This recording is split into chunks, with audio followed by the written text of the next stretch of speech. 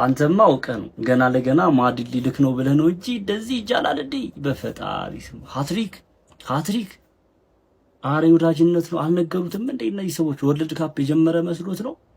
ምንድነው ሲያደርግ የነበረው? እነ ኪሊያን ዴምቤሌ ምናምን ስተውበት እኮ ነው። ጭራሽ ጩቱል ኤቭሪ ሞመንቶቹ እንቅስቃሴዎቹና የምርም 200 ምናምን ይገባል እንዴ ያስብላል። እግዚአብሔር ወዳጅነት ዛሬ እንደዚህ ያለ በፈጣሪ ሲም በቃ እግዚአብሔርን ጩቶ እንደተመለከተ ሰው በቃ ሌላ ሌቭል የሆነ ተጫዋች ሃትሪክ ነው የሰራው። አንዱ ጎልማ ጭራሽ ይለያል ከቦክስ ውጭ። ምን አይነት ጎል ነው ያስቆጠረው? አረ አሲስት ራሱ ለሶስት አርጎ መውጣት ይችል ነበር። እግዚአብሔር ምን አይነት ሰው አተ በጣም ነው የሚችለው ይሄ ልጅ። በቃ ማድሪድ ይሙትበት። ፓፓ ፔሬዝ ፕሊዝ ላኪ በቃ አላ እንደ ገንዘብ ያለማችን ሀብታሙ ክለብ ነው አይደል? ምንም ማድረግ ይችላል እኮ ከፈለገ ማለት። ስለዚህ በቃ እዚህ ላይ ይፈጥፈጡበት። ምንም በጣም አዋጭ ልጅ ነው እግዚአብሔር። ኤኒዌይስ እስኪ የተመለከታችሁ ሰዎች በአንድ ቃል ግለጹት ኮሜንት ሴክሽን ላይ መሻሹ። ቢስሚላ ኦሊሴ የሚባል ተጫዋች ግን እንዴት ነው ኳስ የሚችለው? እውነት ፋሚሊ በጣም ነው የሚችለው። ቪዲዮን ኮፒ ሊንክ ፖስት ላይ በማድረግ ጀምሩት ፋሚሊ። 43ኛው ደቂቃ 49ኛው 75 ሃትሪክ ነው መስራት ይቻላል ለሀገሩ ፈረንሳይ። አሁን ፈረንሳይ ኪሊያን አለልን ብቻ ሳይሆን አሁን ኦሊሴም አለልን ይላሉ ብዬ አስባለሁ በዛ ዓለም ዋንጫ። ምክንያቱም ይጠበቃል። እኔ በጣም እንደሚችል የመሰከርኩለት ባለፈው ነው። በጣም የመሰከርኩት ኑኖ ሜንዴዝ እንደዛ ሲያደርግ ከፒኤስጂ ጋር ነበራቸው። ኑኖ ሜንዴዝን ተራ ተጫዋች ነው ያደረገው። ብዙ ኮከቦች ጋር ኑኖ ሜንዴዝ ተጫውቷል፣ ግን ቀጥ አድርጎ ሲያቆም አይቻለሁ። እና ሲልቬስተር ነው ያደረገው እኮ የዛን አይታችሁት እንደሆነ በመጀመሪያው ጨዋታ ላይ በተለይ እና ዛሬም ደግሞ ኮከብ ነበር። በቃ ደግሞ ማግባት ብቻ አይደለም አሲስት፣ በርግጥ ማግባት ይቀረዋል ብዬ አስባለሁ። ገና መሞረድ አለበት ብዬ አስባለሁ። ፊኒሺንግ ላይ ግን ሰጭም ነው። ከሱ ሰጭነት ደግሞ ኪሊያን ደግሞ ጨራሽነት አሪፍ ይሆናሉ። እኔ አሰልጣኙ ላይ ትንሽ ስጋት አለኝ አሁን፣ በጣም ሰጋበታል። ግን ስኳዱ ፈረንሳይ ሁለት ብሔራዊ ቡድን ይወጣቸዋል። ሁለት እንዴት ይጠቀማል የሚለው ነው። እኔ ራቢዩትን ራሱ እንዴት እንደመረጠው ገርሞኛል። ይወደዋል። በርግጥ ሳሊባም መመለሱ በጎ ነው። ግን ኦሊሴ ሌላ ሌቭል ላይ ያለ ተጫዋች ነው። ፈረንሳይ አሪፍ ስኳድ አላት። በወዳጅነት ጨዋታና በዋናው ጨዋታ ይለያያሉ። በርግጥ ሰውየው ዛሬ ግን ይዞት የገባው ዋናው ቡድን ይመስለኛል። እስቲ የፈረንሳይ ደጋፊዎች ካላችሁ የዛሬውን ጨዋታ በተለይ የተመለከታችሁም ካላችሁ ስለ ፈረንሳይና ስለ ኦሊሴ የሚሰማችሁም ኮመንት ላይ ያስቀምጡ። ማብራት ጠፍቶ ያው ግን ሶላር ገዝተናል፣ ማብራት ምታበራ አሪፍ ነው ራሱ ጥራቱና። እስቲ የተሰማችሁን ኮመንት ላይ ያስቀምጡ። ለማንኛውም ቪዲዮን ኮፒ ሊንክ ፖስት ላይክ ማድረግ እንዳይረሳ። ቴንክ ዩ። መቼም እርግጠኛ ነኝ ፔሬዝ በዚህ ሰዓት አልተኛም። በዚህ ሰዓት ከተኛ ተበልቷል።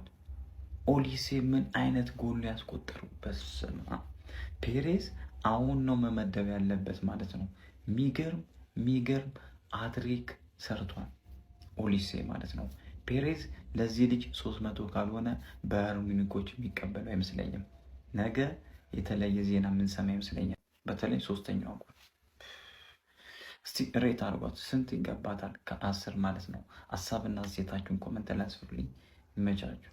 ፍራንስ የዓለም ዋንጫውን አትበላም ብዬ የማስብበት ስጋቴንና ፍራንስ ደግሞ በጣም ትልቁ ኳሊቲዋን አንዳንድ ነገር እንበል ማለት ነው ከሁለት ከፍለን። ከዛ በፊት ግን ይሄ ልጅ ምን አይነት ተጫዋች ነው በጌት። ከዛ በፊት አካውንቱ አዲስ ስለሆነ ፎሎ ማድረጋችሁም እንዳይረሳ።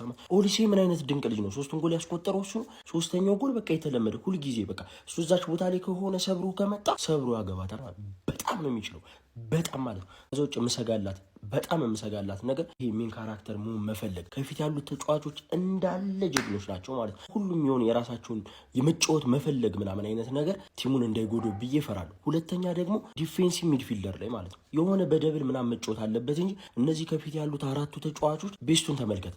ኦሊሴኖ ዛጋ፣ ዴምቤሌ ያለ፣ በዚህኛው ስትመጣ ያለ፣ ከዛ በኋላ ከፊት እነዚህ ተጫዋቾች በሙሉ ቻንሶችን ክሬት ለማድረግ በየሰከንዱ ድሪብል ለማድረግ ምናምን ዝም ብለው የሚሞክሩ ናቸው ማለት ነው። የሚያደርጉ ከዛ አንድ ኳስ ሲነጠቁ አደጋ ማለት ነው። ከዛ ቤንቾስ ማን ነው አትል? ቸርኪ ነው ባርኮላ ነው። ቸርኪ እንደገባ አንዷ ጎል እንደ ቀልድ እንድታይ አልፈልግም ማለት ነው። ቸርኪ እንደገባ ያቺ ሳሳታት ስህተት ማለት ነው። ከዛ ከኋላ ማንም የለም። ቀጥታ ነው ሴንተር ባኩ የተጋለጠው። ሴንተር ባኩ ቀጥታ ተጋለጠ ማለት ነው። ከዛ በኋላ ነው ያኳስ ጎል የሆነው።